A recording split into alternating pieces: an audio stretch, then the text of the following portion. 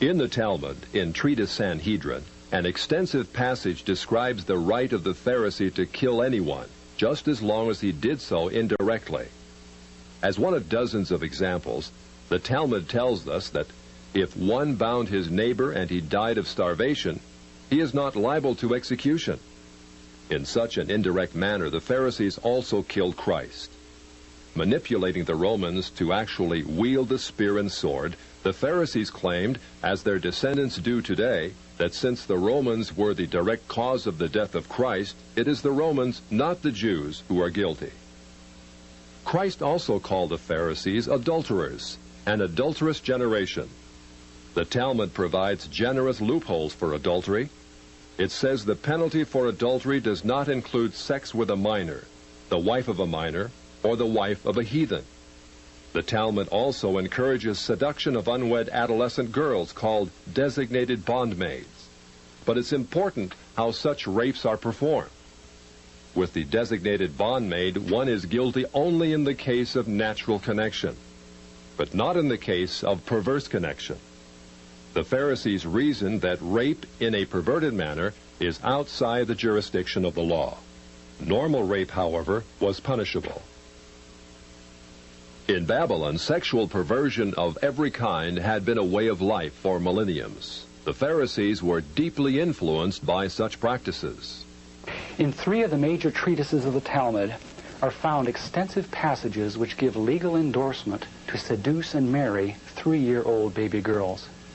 In fact, many of the greatest rabbis of the Talmud, including Simeon ben Yochai, upheld this privilege. Today in Israel, thousands of Jews go to Meron every year to venerate the memory of Simeon ben Yochai, one of the most respected rabbis in the history of Judaism. In one of dozens of endorsements of child sex, Simeon ben Yochai said, "A proselyte under the age of 3 years and a day is permitted to marry a priest." Agreeing with ben Yochai, the great Rabbah said, "When a grown-up man has intercourse with a little girl, it is nothing, for when the girl is less than this, 3 years and a day, it is as if one put the finger into the eye." The footnote to this passage says, "As tears come to the eye again and again, so does virginity come back to the little girl under 3 years." The same section confirms that sexual activity with small boys is in the same category. The intercourse of a small boy is not regarded as a sexual act. In addition to adulterers, Christ, in the story of the Good Samaritan, portrayed the Pharisees as racial bigots, too self-righteous to respond to the suffering of one who was not a Jew. It is true, because of the wickedness of the Canaanites, which included sodomy and infant sacrifice, Israel had been commanded by God to be harsh in her treatment of the inhabitants of the land. God made it clear that the Canaanites were not simply to be avoided, but destroyed. By the time of the New Testament, this method of preserving God's kingdom by separation and the sword had become obsolete.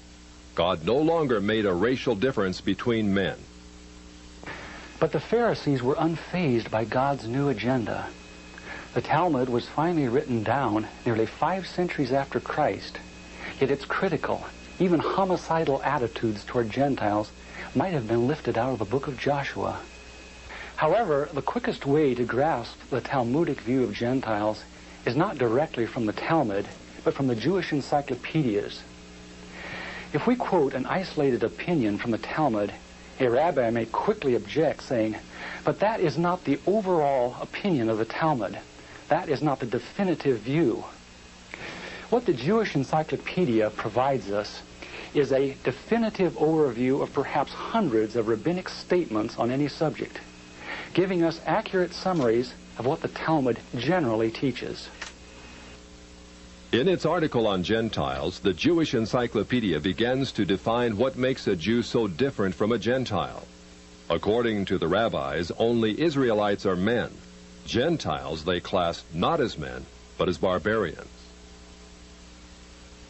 Since Gentiles are not men in the fullest sense, so the Gentile is not a neighbor of a Jew. Further, since Gentile laws were too crude to admit of reciprocity, meaning too crude to be taken seriously, the Gentile was forever beneath the Jew. Gentiles were outlawed by God from the beginning and thus had no property rights.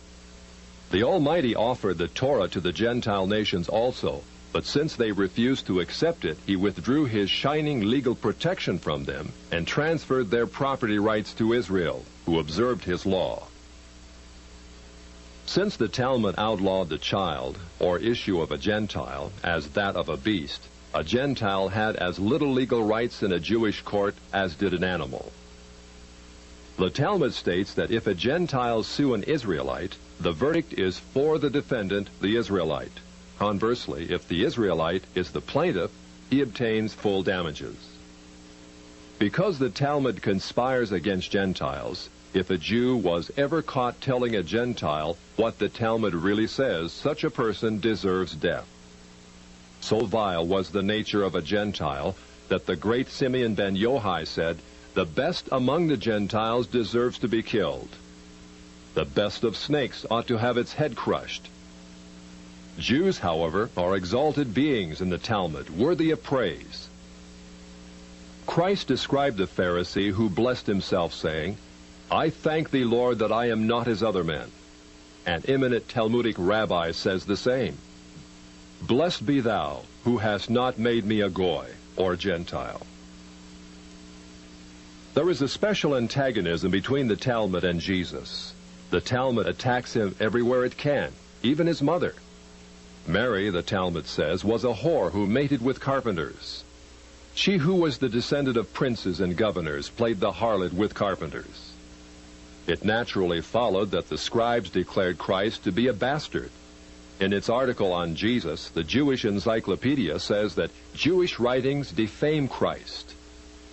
It is the tendency of all these sources to belittle the person of Jesus by ascribing to him illegitimate birth, magic, and a shameful death.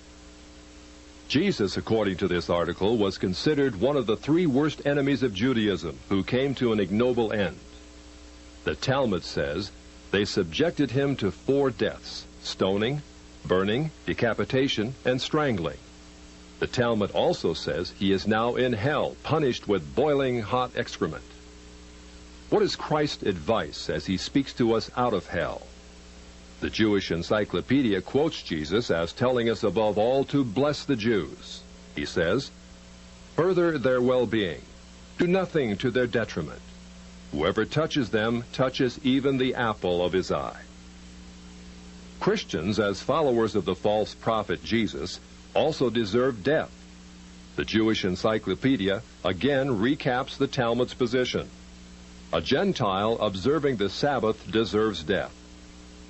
It says the Talmud's hatred was probably directed against the Christian Jews. These Judeo-Christians, evasively called min, minute, or minim, were considered by the rabbis to be the most dangerous form of heretics of ancient times. The New Testament Gospels were writings which the rabbis considered more dangerous to the unity of Judaism than those of the pagans. A Talmudic rabbi said, "The writings of Christians deserve to be burned, for paganism is less dangerous than minute or Christianity." The Jewish Encyclopedia, in its article on men, continues to illustrate the Talmudic hatred of Christianity. Again, we must remember, minim usually indicates the Judeo-Christians. It was forbidden to partake of meat, bread, or wine with the Christian. Scrolls of the law, tefillin, and mezuzot written by a Christian were burned. An animal slaughtered by a Christian was forbidden food. The relatives of the Christian were not permitted to observe the laws of mourning after his death, but were required to assume festive garments and rejoice. The testimony of a Christian was not admitted in evidence in Jewish courts, and an Israelite who found anything belonging to one who was a Christian was forbidden to return it to him. The Pharisees, through their Talmud, thus gave the Jews an ethic which encouraged bigotry and isolation. But it did worse than that. It invited persecution. By the 11th century, the inhabitants of Babylon, growing weary of the self-righteousness and dishonesty of the Jews, expelled them to the west.